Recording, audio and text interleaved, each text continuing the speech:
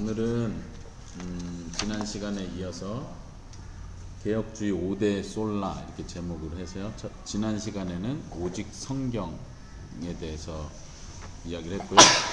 오늘은 두 번째 시간으로 오직 그리스도를 공부하도록 하겠습니다.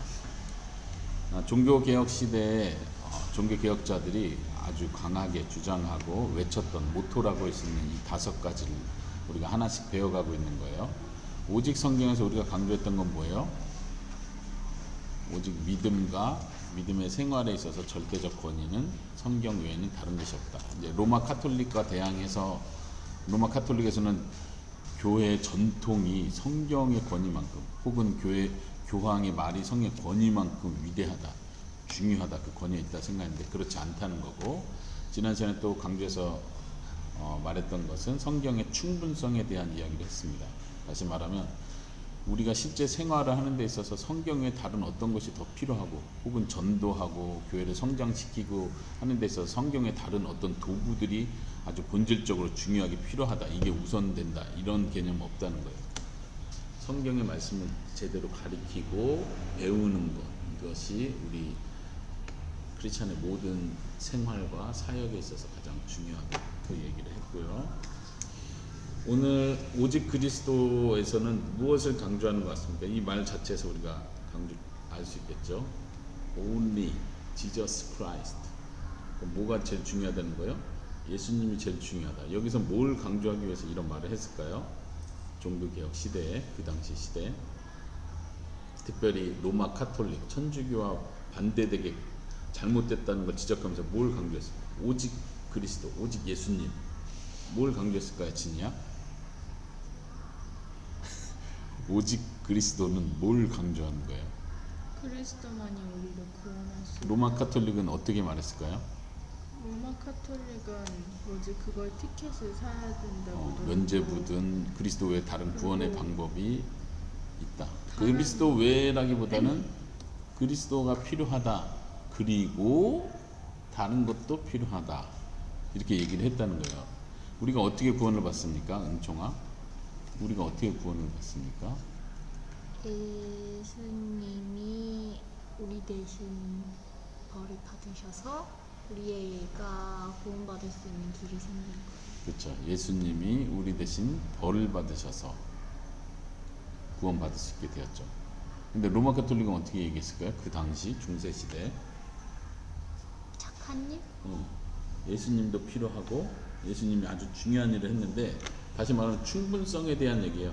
예수님만으로는 다 되진 않는다. 예수님 우리 죄를 위해 죽으셨고 우리를 위해서 큰 희생을 치르셨고 구원의 길을 만들어 놓긴 했지만, 잘 들으세요. 구원의 길을 만들어 주신 건 고마운데 근데 우리가 해야 할 일이 남아 있다는 거예요.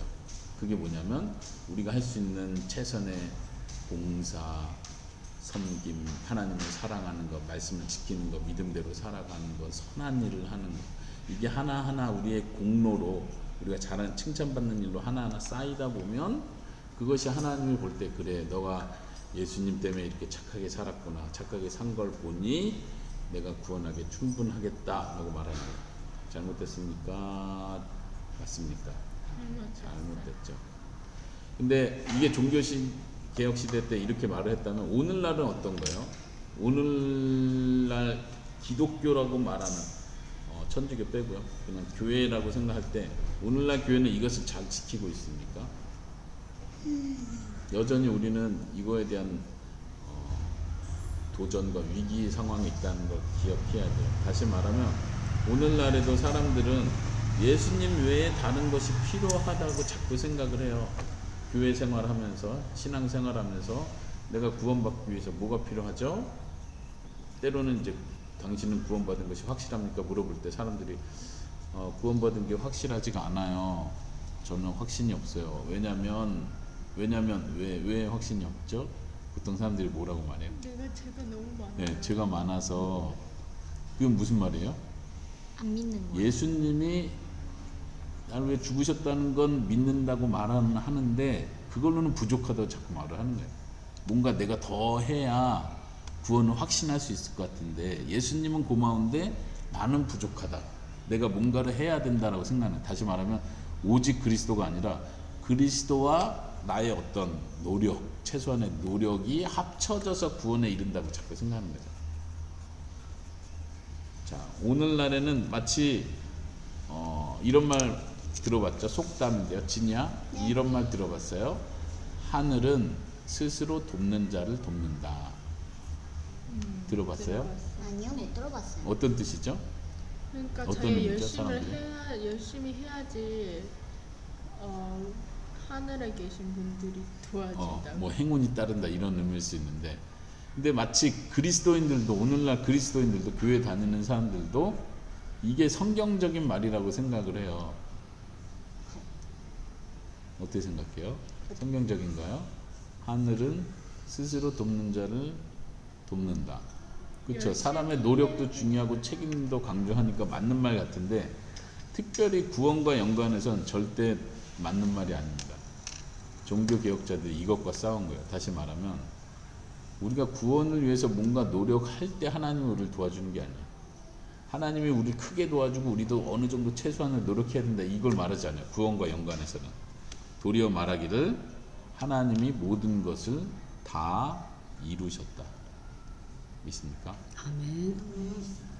우리의 구원을 위해서 예수님이 모든 것을, 충분성이야, 충분성, 모든 것을 다 이루셨다는 거예요. 그래서 오직 그리스도를 통해서 우리가 구원받는다. 우리의 행위, 착한 행동, 선행, 공로가 조금 더 추가적으로 필요하다는 얘기가 아니라는 거예요. 우리가 이걸 확실하게 할 수 있기를 바랍니다. 엄마 아빠가 태국에서 선교를 하고 전도를 하고 교회를 세우는 일을 계속 해 나가겠지만, 엄마 아빠가 강조하는 건 이런 거예요. 특히 태국은 불교 나라잖아요. 불교 나라는 기본적으로 무슨 생각이 있냐면 덕을 쌓아야 된다. 덕을 쌓는, 공로에 대한 개념이에요. 내가 좋은 일, 선한 일, 누굴 도와주고 친절을 베풀고 또 제사상에다 뭔가를 계속 이렇게 옷을 올려놓고 기도를 하고 뭔가를 계속 정성을 보이면 부처든 또 하늘에 있는 어떤 존재든 나에게 복을 줄 것이다, 이렇게 생각을 하는 거예요. 그게 불교의 생각이에요. 질문 있어요? 그게 아니라 제가 예전에 태국어 공부 유튜브를 봤는데요. 거기서 할머니가 꽃 한 다음에 이렇게 파는 사람도 있어요. 그렇죠. 꽃을 만들어서 팔기도 하고, 우리도 지나가면서 많이 봤었죠. 시장에 가면 꽃 파는 사람들이 있고, 또 그 재단 근처에 가면 꽃 파는 사람도 있죠. 꽃을 바치고 뭔가를 내가 계속 열심히 함으로써 신을 혹은 부처, 나에게 복을 주는 그 존재가 내가 열심히 하는 걸 보고 감동해서 나에게 뭔가를 준다는 거예요.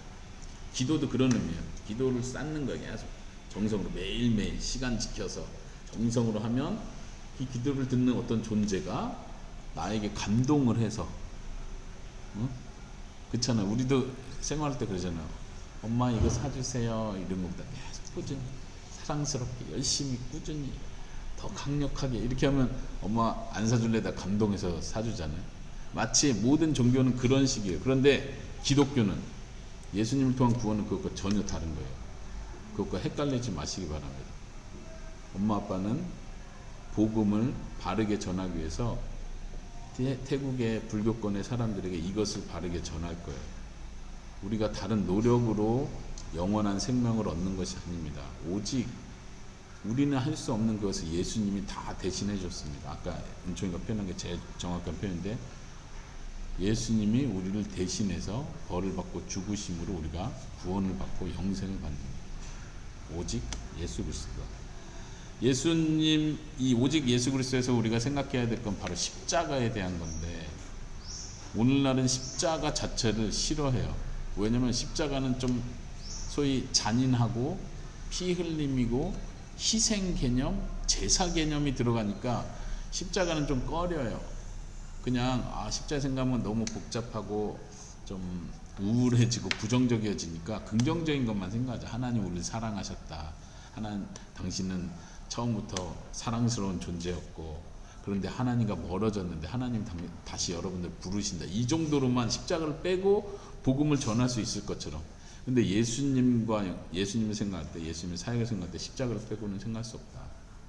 그래서 십자가에 대해서 세 가지를 아빠가 말하도록 하겠습니다. 기독교의 핵심인 십자가. 다시 말하면 십자가라고 얘기하는 건 그리스도의 사역을 말하는 거죠. 세 가지로 말할 텐데 먼저 제목을 먼저 말해주면 한번 적어보세요. 첫 번째는 만족으로서의 십자가. 만족했다 하죠. 만족으로서의 십자가. 우리가 기억해야 될 십자가. 만족으로서의 십자가. 두 번째는 희생 제사로서의 십자가. 희생 제사. 구약 시대에도 양을 죽여서 바치고 그렇게 했었죠. 그걸 희생 제사라고 그래요. 세 번째는 중요한 단어요. 대속으로서의 십자가. 그냥 희생 제사만 써도 돼요, 진요. 희생 제사. 세 번째는 대속으로서의 십자가. 대속이라는 건 무슨 뜻이죠, 은총아? 대신한다. 속해준다 할 때 대속. 대신 벌을 받는다는 뜻이에요. 자, 첫 번째 거부터 생각해 볼까요? 만족으로서의 십자가는, 이 만족이라는 단어가 우리가 좀 헷갈리고 오해할 수 있는데, 여기서 만족이라는 말은 하나님께서 예수님의 십자가의 그 죽으심을 보고 만족하셨다는 거예요. 뭘 만족했죠? 뭘 만족하신 거죠? 진노하셨는데 그 진노를 풀으셨다는. 진노 얘기는 희생제사와 연관이 있고요. 좋은 말인데 연관돼요. 그래서 만족과 희생제사 연결되는데, 만족은 첫 번째는 사람이 하나님께 진 빚에 대해서 다 갚은 것으로 인한 만족이에요. 공의가 실현됐다는 의미에서 만족. 다시 말하면 내가 이 사람의 물건을 훔쳤는데, 이건 내가 죄를 지은 거예요. 훔친 거예요. 근데 이 물건을 똑같이 배상해 줄 때 이 상대가 만족하는 거예요. 배상이 보상해 준다. 자, 사람이 죄를 졌습니다. 이 죄는 뭐냐면 하나님의 명예와 하나님의 성품에 대한 손실을 가져옵니다. 손실, 다른 말로 손해를 끼쳤다, 혹은 손상시켰다. 이해돼요? 우리의 죄는 하나님의 명예를 손상시킨 거예요. 그것도 무한한 정도로. 예를 들어서 이렇게 생각해 봅시다. 아담과가 하나님의 말씀을 어겼는데, 그거는 선악과 하나 먹었는데 왜 하나님 그렇게 화를 내시고 이렇게 벌을 내리시지? 이렇게 생각할 게 아니라, 이거는 하나님의 말씀을 무시한 거예요. 선악과 그거 얼마짜리인데 왜 이렇게 그러세요? 이게 아니라, 선악과를 먹은 것 자체는 하나님의 권위 있는 말씀을 무시를 한 거예요. 다시 말하면 하나님을 무시한 거라는 뜻이에요. 그러니까 명예를 훼손했다는 게 그런 말이에요. 명예훼손, 명예를 손상시켰다. 예를 들면 은총이가 코코아를 컵에다 들고, 코코아를 컵에 들고 이렇게 걸어가다가 지나가는 옆에 사람한테 툭 부딪혀서 코코아를 이 사람 옷에 묻혔어. 그럼 어때요? 미스테이크지만 이 사람에게 손해를 끼친 거잖아요. 코코아가 묻었어, 이 사람한테. 그럼 어떻게 해야 돼요? 세탁비를 줘야죠. 네. 변상을 하는 거예요. 이게 만족시키다는 뜻이에요. 변상한다. 근데 한번 이렇게 생각해 봅시다. 은추이가 똑같이 이렇게 코코아를 가지고 있었는데 지나가다가 틱 했는데 보니까 이 사람이 태국의 왕이었어. 그걸 모르고 코코아를 왕의 옷에 묻혔어. 그러면 처음에 길거리에서 만난 그 사람한테 엎지른 거하고 왕한테 엎지른 거하고 차이가 있나요? 이 배상해야 되는 정도의 차이가 있나요? 물론 옷이 비싸긴 하겠지만 군인들은 잡지. 그렇죠. 감옥에 왕을 영원히 집어넣을 수도 있어요. 모욕했다고. 코코 하나 때문에 왜 제가 감옥에 몇 년 동안 있어야 돼요? 이렇게 말할 수가 없어요. 왜? 왕이잖아. 왕한테 실수를 한 거잖아. 돈도 그 이해돼요. 이게 이해되는 게 중요해요. 지혜의 차이. 길 가다가 코코아를 사나 옷에 뿌린다고 감옥에 가진 않아요. 근데 왕한테 하면 죽을 수도 있어요. 사형당할 수도 있어요. 왜요? 왕에 대한 거기 때문에. 그래서 내가 누구에게 죄를 짓느냐는 근데 하나님 그 죄의 무게가 달라지는 거야. 무게가. 근데 우리가 범죄한 하나님은 어떤 분이에요? 왕과 비교할 수 없을 정도로 엄청나게 크신 분이에요. 그분한테 죄를 졌기 때문에 우리는 영원한 죄를 진 거예요. 무한한 손해를 끼친 거예요. 이거는 우리가 갚을 수가 없어요. 근데 만약에 코코아한테 왕이 흘렸으면 왕이 이제 용서죠? 용서 아니면 사형 아니면 감옥으로 가잖아요. 그쵸.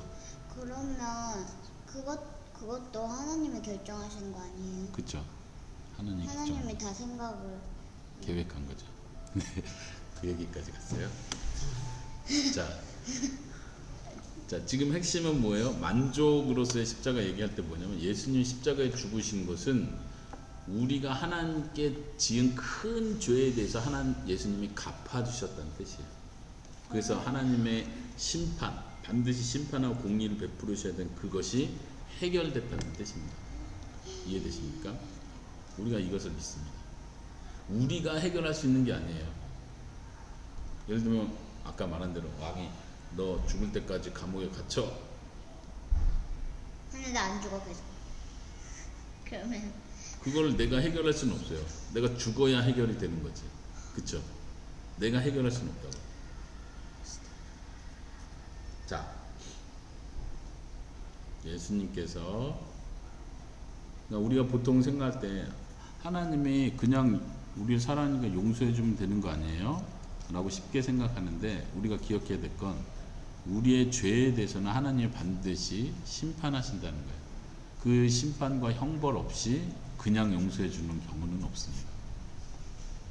그거를 이해하는 게 굉장히 중요해요. 오늘날 현대시대 많은 사람들이 이걸 이해를 못해요. 잘 보세요.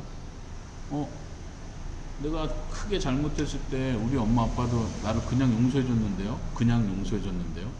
근데 왜 하나님은 그냥 용서 안 해줘요? 하나님은 우리 엄마 아빠보다 사랑이 더 없나요? 하나님은 사랑이 많다고 했잖아요. 근데 왜 그냥 용서 안 해줘? 꼭 예수님, 자기 아들 예수님 이렇게 크게 죽으셔야 이 형벌을 치르셔야만 하나님 용서할 수 있나요? 그러니까 사람들이 자꾸 십자가를 싫어하는 거예요. 십자가 없이도 하나님 본래 사랑이 많기 때문에 하나님 본래 용서해 주려고 했었다. 십자가가 중요하지 않다. 이렇게 생각하는 거예요. 어떻게 생각하나요, 에스더? 근데 하나님은 크게. 동시에 사랑의 하나님이면서 공평하시고 공의로우신. 정의로우신. 그러기 때문에 그 큰 죄를 그냥 보고 지나갈 수는 없죠. 우리가 하나님을 오해하는 게 그런 거예요. 하나님은 사랑이 많기 때문에 공의가 줄어들 수 있다고 생각하는 거예요. 그러나 하나님은 반드시 공의로우시면서 사랑을 실천하시는 분이다. 두 번째는 뭐였죠? 희생 제사로서의 십자가. 아까 이거는 이제 에스더가 말한 것처럼 십자가는 하나님의 진노를 만족시키셨다는 거예요. 진노를 달랬다. 예를 들면 구약의 제사 말고 세상에 있는 모든 종류의 종교의 핵심은 신을 달래는 개념이에요. 아까 불교 예를 들면서 말한 것처럼 내가 열심히 정성을 다해서 기도를 하면 신이 감동을 해서 신이 나에게 벌을 주고 화를 낼래다가도 신이 감동을 해서 나에게 복을 주는 거예요. 달랜다는 개념 알죠? 근데 달랜다는 개념 좀 애들한테 하는 개념인 것 같고 높은 사람을 향해서는 우리가 뭐라고 표현하죠? 바보 같은. 네. 흡족해 해드린다 이런 표현, 그렇죠? 그래서 만족시킨다 이렇게 표현하는 거예요. 모든 종교는 생각하기를 옛날 고대 시대에서 종교들이 다 이런 제사 제도가 다 있었죠. 그거는 기본적으로 신을 달랜다는 개념이에요. 근데 기독교의 희생 제사도 바로 그 개념이 똑같이 있어요. 근데 다른 점은 뭐냐? 신이 우리의 희생 제사에 감동을 해서 마음을 바꾸는 건 아니라는 거예요. 모든 종교는 그렇게 생각해요.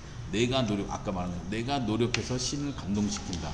근데 기독교도 이 희생 제사를 통해서 하나님의 마음을 만족시키고 달래는 건 맞아요. 그런데 다른 점은 뭐냐면 그거를 내 노력으로 하나님을 달래는 게 아니라는 거예요. 왜요? 이해해요? 제 말? 왜 그러죠? 왜 다르죠? 예수님께서 희생하셨습니다. 예수님께서 희생하셨으니까. 다시 말하면 그보다 좀 더 전으로 돌아가면 하나님이 그 희생을 준비하셨다는 거예요. 하나님이 진노하고 화내 계신 분도 맞지만 동시에 아까 사랑과 공의가 두 개 다 있어야 된다고 말한 것처럼 하나님이 화나 계신 분으로 인정하는 것도 굉장히 중요해요. 또 하나는 그분이 바로 이 희생 제사법을 우리에게 주셨다는 거예요. 이해돼요? 하나님이 막 화가 나서 사람이 어떻게 하면 하나님이 화가 풀릴 수 있지? 이러다가 개발해낸 게 희생 제사가 아니고 사람은 그걸 하나님의 진노를 수그러뜨릴 수 있는 방법이 전무한 거예요. 완전 저주를 받아야 되는 건데 하나님이 그 진노를 피할 수 있는 방법으로서 이 희생 제사 개념을 주셨다는 거예요. 이게 다른 점이에요. 이해됩니까? 그리고 그 일을 예수님이 하셨다. 바로 이 오직 예수 그리스도 이 개념에서 헷갈리면 사람들은 자꾸 우리가 뭔가를 더 해야 된다고 자꾸 생각을 하는 거예요. 오늘 읽은 갈라디아서도 그걸 강조하는 거예요. 예수님이 이루신 구원, 하나님이 이루신 구원에다 뭔가 사람이 더 해야 된다. 율법을 행해야 된다. 할례를 받아야 된다. 사람이 뭔가를 해야 된다라고 할 때 사도 바울은 말하기를 다른 복음을 전하는 것이다. 그게 다른 복음이다. 이렇게 얘기를 하는 거죠. 성경에 보면 아빠가 성경 구절 두 개를 읽어줄게요. 로마서 3장 25절에 보면 이 예수를 하나님이 그의 피로써 믿음으로 말미암는 화목제물로 세우셨으니 이는 하나님께서 길이 참으시는 중에 전에 지은 죄를 간과하심으로 자기의 의로우심을 나타내려 하심이니. 로마서 3장 25절인데 여기서 강조점은 뭐냐면 하나님이 예수님을 화목제물로 세우셨다. 누가 세우셨어요? 하나님이. 화목제물이란 건 화해시키는 거. 이 진노가 풀어져야 사랑과 하는 관계가 화해되는데 이 화해되는 거 시작을 사람이 하는 게 아니라 하나님이 시작하시는 거예요. 그리고 예수님을 보내시고 예수님 죽으심으로 하나님의 진노가 가라앉고 사랑과 하나님의 관계가 회복되는 거죠. 또 한 구절은 요한일서 4장 10절인데요. 읽어볼게요. 진이 잘 들어보세요. 사랑은 여기 있으니 우리가 하나님을 사랑한 것이 아니요 하나님이 우리를 사랑하사 우리 죄를 속하기 위하여 화목제물로 그 아들을 보내셨습니다. 하나님이 먼저 우리를 사랑해서 뭐 하셨다고요? 화목제물로 예수님을 보내셨다. 이게 하나님의 사랑이에요. 공의로우시기 때문에 심판하셔야 되고 사랑이기 때문에 예수님을 보내신 거예요. 그래서 예수님이 심판을 받게 하신 거죠. 이해됩니까? 그래서 화목제물이라는 표현, 다시 말하면 하나님과 사랑의 관계를 회복시키는 희생제물로 죽으심으로써 하나님의 진노가 달래졌다는 것을 이해하는 게 중요합니다. 아까 말했듯이 오늘날 많은 크리스찬들은 이거를 받아들이기 싫어요. 왜 하나님이 화내시는 분이야? 하나님 사랑인데 하나님 왜 화내 계셔? 왜 예수님 자기 아들을 잔인하게 죽이셔? 그 피를 보고 하나님이 기뻐하신다고? 이건 너무 고대 신화에 나타나는 변덕스러운 신인 것 같아요. 자기가 화냈다, 자기가 기뻐했다. 변덕스러운 신의 개념하고 생각하기 때문에 이 개념을 막 거부하려고 그래요. 그러나 이것은 복음의 핵심입니다. 하나님은 공의로우시고 변덕스러운 하나님이 아니라 거룩하고 공평한 진노를 내시는 분. 그리고 반드시 그 문제 해결될 때 하나님은 사랑을 보이신다는 것, 용서하신다는 것. 우리가 이해하기 바랍니다. 마지막으로는 뭐였죠? 대속은 대신하여 속했다. 대신하여 형벌을 받으셨다. 이거를 기억하시면 좋겠습니다. 예수님이 십자가에서 죽으신 건 바로 우리가 있어야 할 그 자리에 예수님이 오신 거예요. 진이가 피곤나요? 우리가 십자가에 매달려 있어야 되는데 하나님께 벌을 우리가 받아야 되는데 영원토록. 근데 예수님이 우리 대신 그 자리에 있었던 거예요. 어저께 진이 막 혼났죠? 엄마한테 맴매를 맞아야 되는 순간에 언니가 와가지고 제가 대신 맞을게요. 마치 그런 거죠. 대신 벌을 받았다. 이것이 대속견. 예수님께서 우리를 대신해서 벌을 받으셨다는 걸 믿습니까? 믿습니까, 진야? 뭘 믿어요? 아빠 뭐라 말했어요? 예수님이 우리를 위해서 우리 대신 죽으셨다. 대신해서 죽으셨다는 거예요. 또 하나 기억해야 될 것, 마지막으로 기억해야 될 건 예수님이 우리를 대신해서 벌을 받았다는 것뿐만 아니라 예수님의 의로우심, 예수님의 완벽하심이 우리에게 전달되었다. 이거 같이 기억하시기 바랍니다. 이건 복음의 핵심이에요. 다시 말하면 잘 보세요. 우리의 죄가 예수님에게 넘어가고 전가되고, 전가라는 표현이 있어요. 예수님의 의로움, 완벽하게 순종하신 것이 우리에게 넘어옵니다. 그러니까 서로 교환이 되는 거죠. 교환이 되는 거예요. 또 다른 표현으로 하면 이거예요. 우리가 있어야 할 자리에 예수님이 오시고, 예수님이 있어야 할 자리에 누가요? 우리가 온 거예요. 예수님이 있어야 할 자리에 우리가 온 거예요. 예수님이 누려야 하는 영광을 우리가 누리게 됐습니다. 예수님이 받으셔야 되는 모든 보상, 복을 우리가 지금 받고 있는 거예요.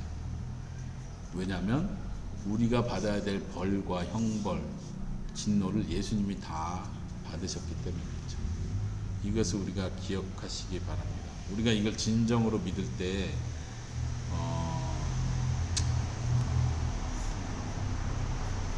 몽고메리 보이스라는 목사님은 이것과 관련된 책을 쓰면서 이렇게 표현을 했어요. 제가 읽어볼게요. 속죄를 통해 십자가의 공로는 우리에게 사랑을 이끌어내며 우리가 행해야 할 자기 희생의 모범이 된다. 구원은 예수님이 다 이루셨어요. 그 희생을 통해서, 예수님 대속을 통해서 우리가 예수님을 향한 사랑이 솟아나는 거예요. 또 예수님의 그 자기 희생이 우리에게 모범이 되는 거예요. 그래서 계속 이어서 십자가에서 죽으심으로 나타내신 그리스도의 사랑은 진실로 우리의 모든 것을 요구한다. 다시 말하면 그 사랑을 진짜로 믿는다면 우리도 예수님께 모든 걸 바치는 삶을 살게 된다. 구원받기 위해서가 아니라, 구원받기 위해서 열심히 산다는 뜻이 아니라 정말 아무 대가도 나에게 요구하지 않고 이렇게 나를 사랑해 주셨군요. 이걸 믿기 때문에 우리의 모든 생명을 예수님께 바치게 된다는 뜻이에요. 여러분도 그렇게 살 수 있기를 바랍니다. 아멘. 예수님을 위해 삽시다. 아멘. 네, 기도하겠습니다.